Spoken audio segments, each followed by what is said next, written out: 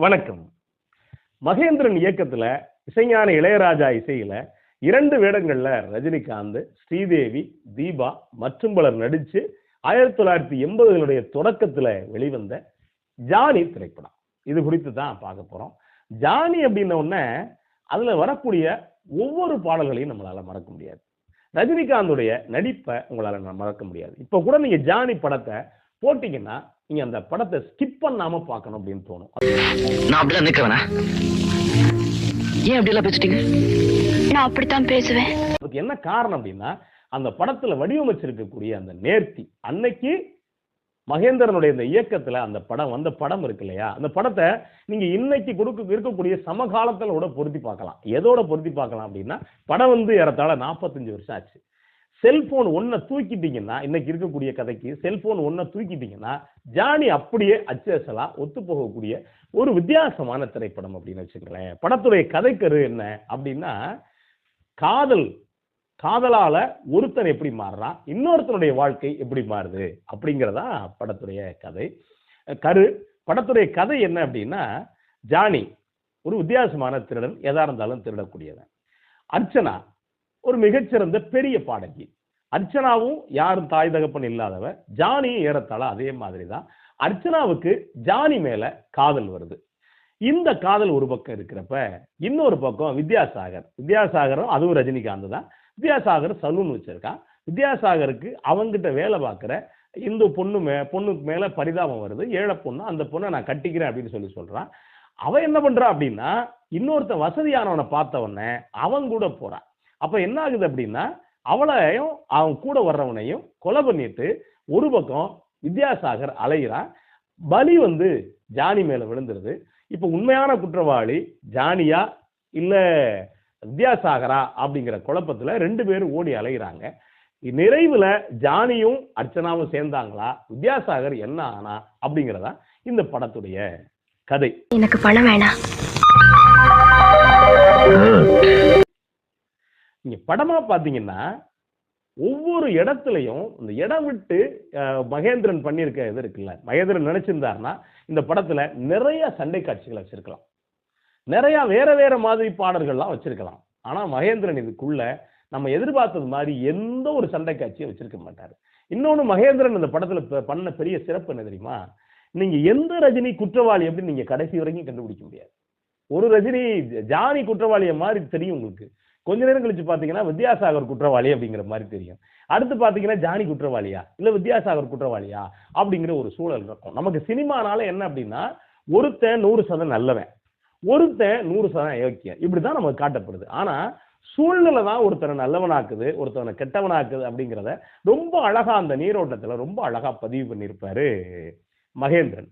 இதுல ரஜினிகாந்துடைய நடிப்பை பத்தி நீங்க சொல்லணும் அப்படின்னா, அதாங்க அளவெடுத்த நடிப்பு.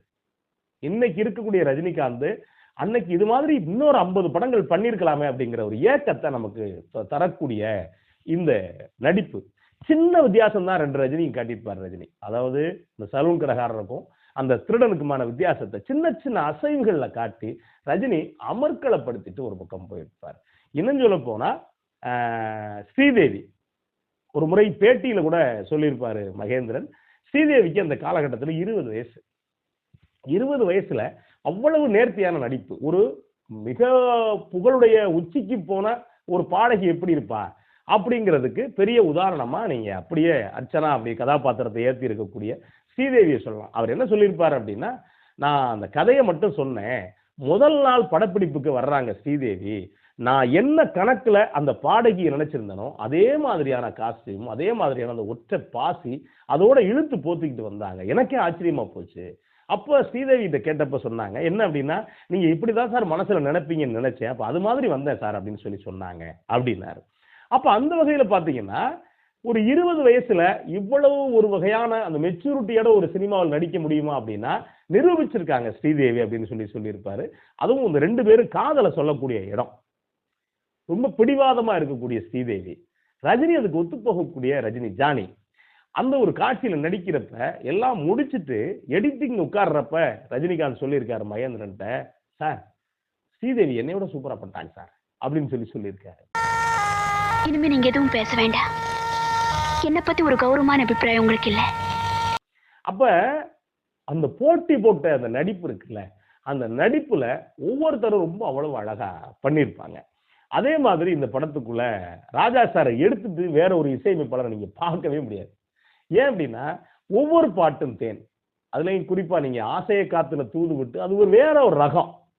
இன்னைக்கு இல்ல, என்னைக்குமே அது இன்னொரு ரகம். அப்படின்னா கிளைமாக்ஸ்ல வரக்கூடிய காற்றில் எந்தன் கீதம் காணாத ஒன்றை தேடுது அப்படின்னா மிகப்பெரிய ஏக்கத்தை கொடுக்கக்கூடியது. இதெல்லாம் தாண்டி ரொமான்டிக்கா ஒரு பாட்டு இருக்கும், எல்லாருக்கும் தெரியும். கத்தரிக்கோளோட வருமே ஒரு பாட்டு, சினோரிட்டா ஐ லவ் யூ.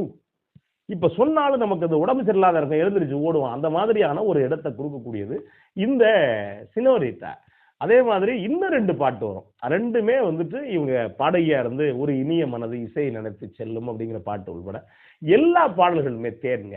சரி, பாட்டோட மட்டும் ஒரு இசையமைப்பாளருக்கு வேலை முடிஞ்சு போகுதா? அப்படிதான் இல்லை. நீங்க இந்த படத்தை ஒரு முறை பார்த்து உங்களால அப்படியே நீங்க கிரகிச்சுக்க முடியாது. சும்மா பார்த்துட்டு கதையை சொல்றதுக்கான பண்ணலாம்.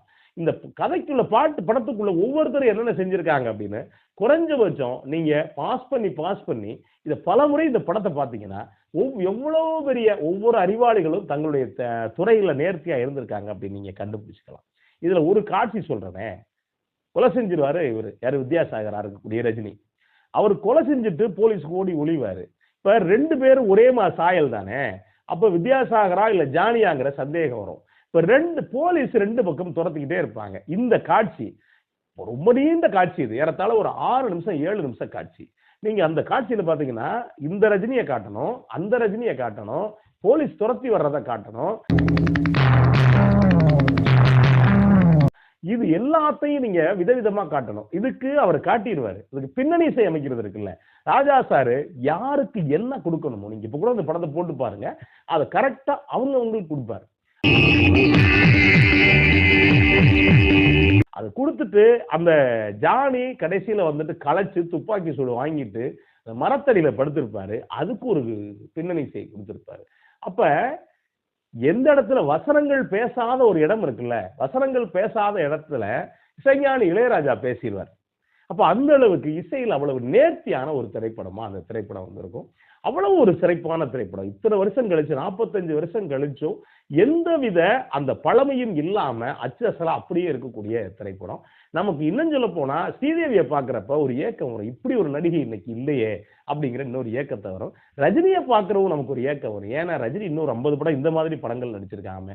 சும்மா கையை ஆட்டிக்கிட்டு காலை ஆட்டிக்கிட்டு அது இதுன்ட்டு பாடிட்டு ரஜினியை சினிமா பயன்படுத்தலையோ அப்படிங்கிற இந்த ஏக்கத்தையும் வரும். இந்த ஜானி முள்ளும் மலரும் படத்துக்கு பிறகுதான் ரஜினிக்கு ஒரு மிகப்பெரிய உயர்வு கிடைச்சிச்சு. அப்படின்னா மகேந்திரனுக்கும் ரஜினிக்கும் ஒரு மிகப்பெரிய அந்த நட்பு அப்படிங்கிறது மகேந்திரன் இறக்குற காலம் வரைக்கும் இருந்துச்சு.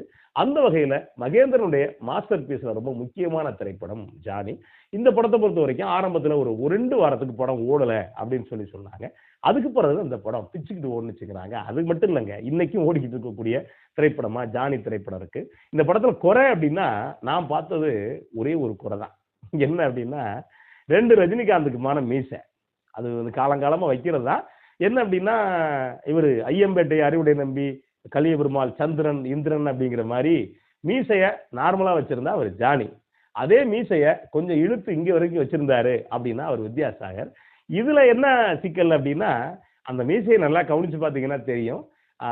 ஜாடி மீசை யதார்த்தமா இருக்கும். ஒரு சில இடங்கள்ல ஜாடியுடைய மீசை என்ன அப்படின்னா வேற படத்துக்கு ஷூட் போயிட்டு வந்திருப்பாரு போல இருக்கு. அந்த கண்டினியூட்டி வரக்கூடிய சீன்ல பாத்தீங்கன்னா ஒரு முதல் சீன்ல ஒரிஜினல் மீசையோட இருப்பாரு, அடுத்த சீன்ல ஒட்டு மீசை வச்சிருப்பாரு. அதே மாதிரி இந்த வித்யாசாகருக்கு இந்த மீசையை கூடுதலா வச்சிருக்கிறது அப்படிங்கிறது நமக்கு பளிச்சுன்னு தெரியும். இந்த ஒரு குறையை தாண்டி இந்த படத்துல வேற எந்த குறையும் நீங்க கண்டுபிடிக்க முடியாது. உண்மையிலே அவ்வளவு காவியமாக இருக்கக்கூடிய திரைப்படம். வாய்ப்பு கிடைச்சா நீங்க பாருங்க. நன்றி, வணக்கம்.